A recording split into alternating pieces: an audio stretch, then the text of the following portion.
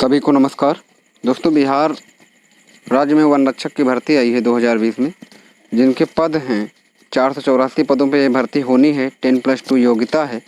Last date इसकी 4 सितंबर 2020 है। तो आइए उसके बारे में पूरी प्रक्रिया जानते हैं।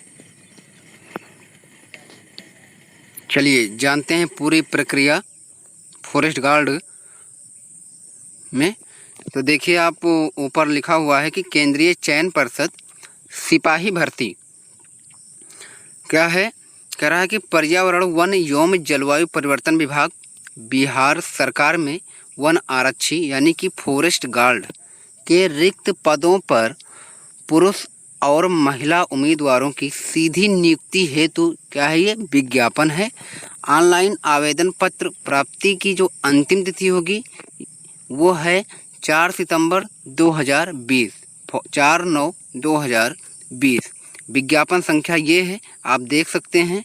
उसके बाद पर्यावरण वन एवं जलवायु परिवर्तन विभाग बिहार सरकार वन आरक्षी पद का वेतन के बारे में ये यहाँ पे सब दिया गया है। और हम जान लेते हैं पॉइंट 2 जान लेते हैं कि इन पदों पे नियुक्ति हेतु विज्ञापन संख्या जो जारी की गई है। ऑनलाइन आवेदन पत्र भरने की प्रक्रिया का जो दिनांक है वो है 21/7/2020 से प्रारंभ हो चुकी है, यानी कि 21 जुलाई 2020 से जो है आवेदन की प्रक्रिया शुरू हो गई है। आइए इसमें के जो भी इम्पोर्टेंट बिंदु हैं उनके बारे में हम जान लेते हैं। तो यहाँ से देखते हैं,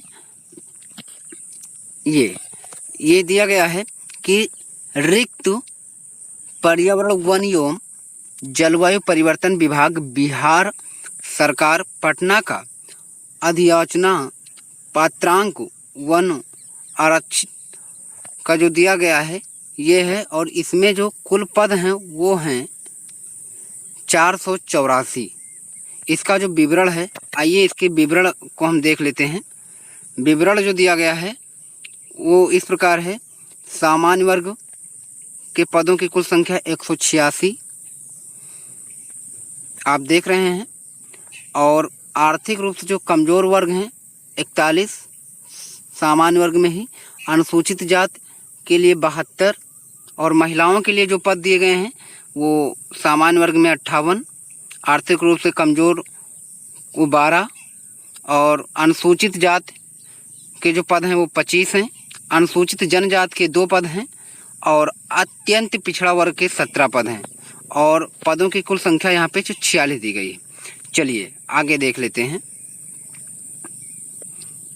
फिर है पिछड़ा वर्ग है, तो पिछड़ा वर्ग में 125 पद हैं, 17 महिलाओं के लिए हैं और 71 जो पद हैं वो विकलांग के लिए हैं। पिछड़े वर्गों की महिला 7 हैं। चलिए आगे देख लेते हैं।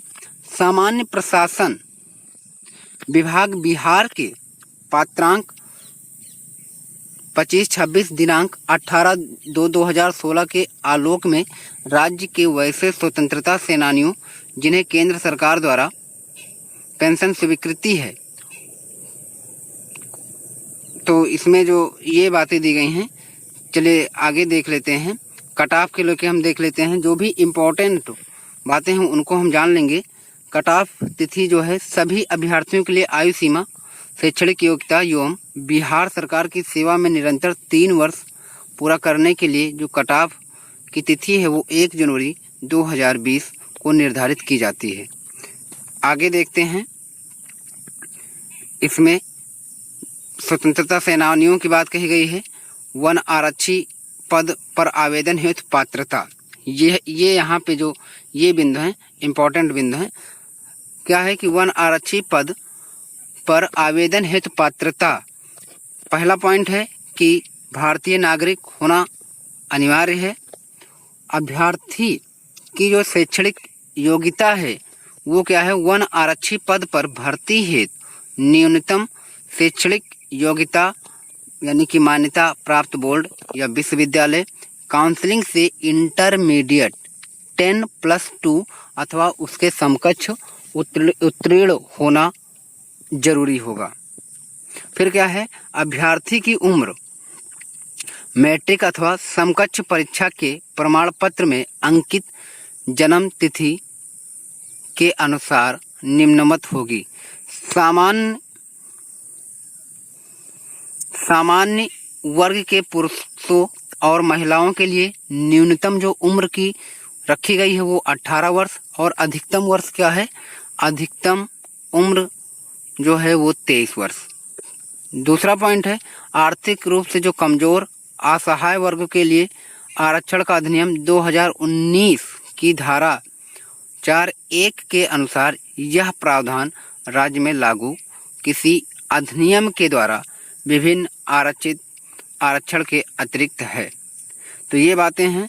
तीसरा पॉइंट है कि पिछड़ा वर्ग एवं अत्यंत पिछड़ा वर्ग के पुरुषों और महिलाओं के लिए न्यूनतम जो उम्र है वो 18 वर्ष से 25 वर्ष मानी गई है, रखी गई है।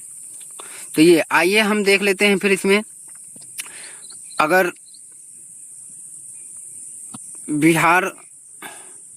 बिहार सरकार में कार्यरत ऐसे सरकारी सेवक जिन्होंने कट ऑफ तिथि एक नियमित सेवा में न्यूनतम 3 वर्षों की अवधि पूरी कर ली है और प्रतियोगिता परीक्षा में क्या है भाग लेना चाहते हैं तो उनके लिए 5 वर्षों की क्या है छूट दी जाएगी। 5 वर्षों की क्या है छूट दी जाएगी। छठा पॉइंट है कि अभ्यर्थी की आयु की गणना मैट्रिकुलेशन अथवा समकक्ष परीक्षा के प्रमाण पत्र यानी कि जो आपका जो डेट ऑफ बर्थ है वो जो भी हाई स्कूल का सर्टिफिकेट होगा उसके आधार पर की जाएगी। यानी कि जो हाई स्कूल की date of birth, high school के सर्टिफिकेट पे जो डेट ऑफ बर्थ होगी वही मान्य होगी, उसी के आधार पे गणना की जाएगी डेट ऑफ बर्थ की। चलिए इम्पोर्टेंट पॉइंट है शारीरिक मापदंड को देख लेते हैं। यहाँ पे शारीरिक प्रमाप अनुसूचित जात, अनुसूचित जनजात और अन्य के लिए। चलिए न्यूनतम ऊंचाई की अगर हम बात करें तो अनुसूचित जात और अनुसूचित जनजात के लिए 160 सेंटीमीटर होनी चाहिए और अन्य के लिए 165। ये पुरुष वर्ग की बात चल रही है। फिर क्या है सीना बिना फुलाए अनुसूचित जाति और जनजाति का 79 सेंटीमीटर, अन्य का 81 सेंटीमीटर। फिर सीना का न्यूनतम फुलाव 5 सेंटीमीटर होना चाहिए दोनों का और पैदल चलने की जो क्षमता है वो 4 घंटे में आपको 25 किलोमीटर तय करना है दूरी। दोनों के लिए दूरी सामान्य है। महिला अभ्यर्थी को देख लेते हैं। महिला अभ्यर्थी की जो बात है उसको हम देख लेते हैं। तो महिला अभ्यर्थी की जो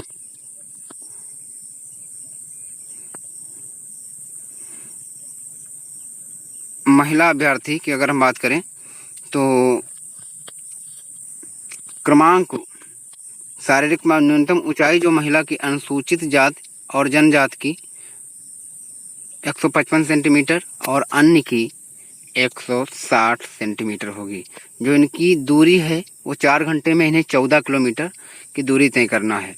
चलिए नियुक्ति प्रक्रिया जान लेते हैं हम। नियुक्ति प्रक्रिया क्या है?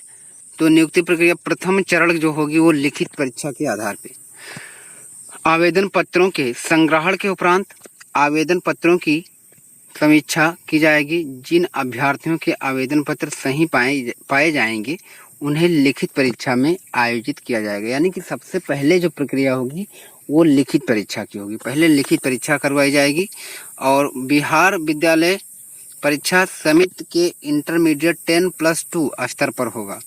गणित, सामान्य ज्ञान के प्रश्न, मैट्रिकुलेशन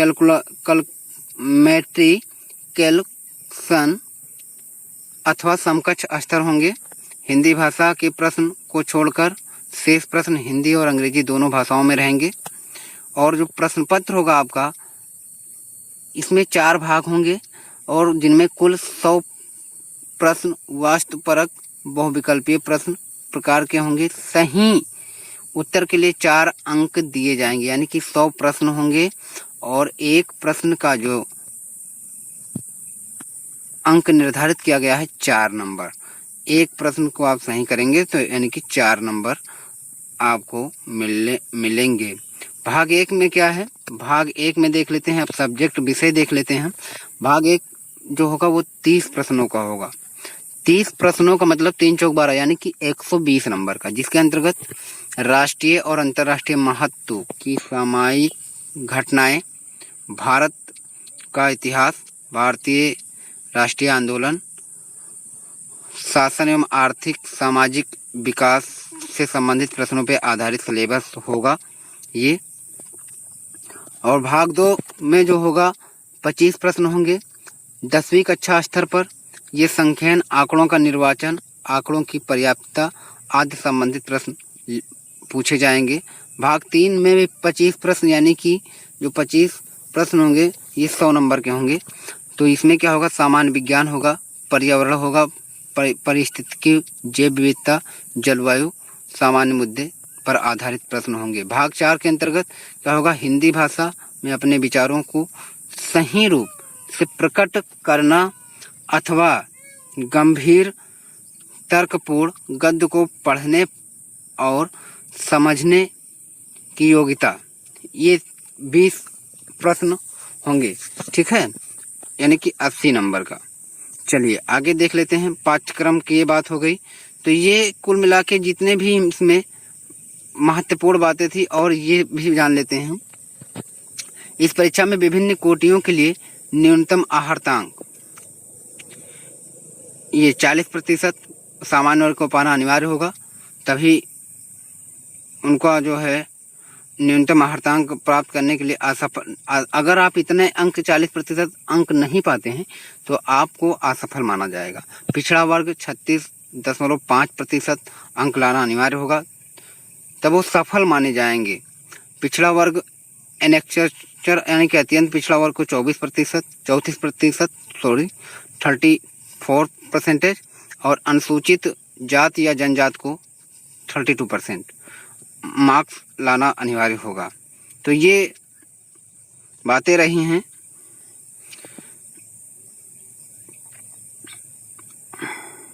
और ऑनलाइन आवेदन प्रक्रिया जो है जो शुरू हुई है वो 21/7/2020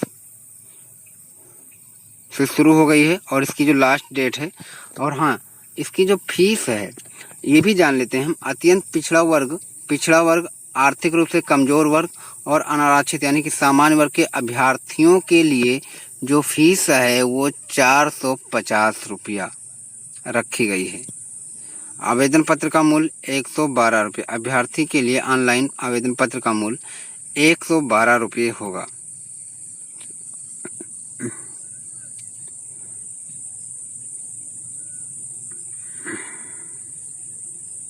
और देख लेते हैं इसमें।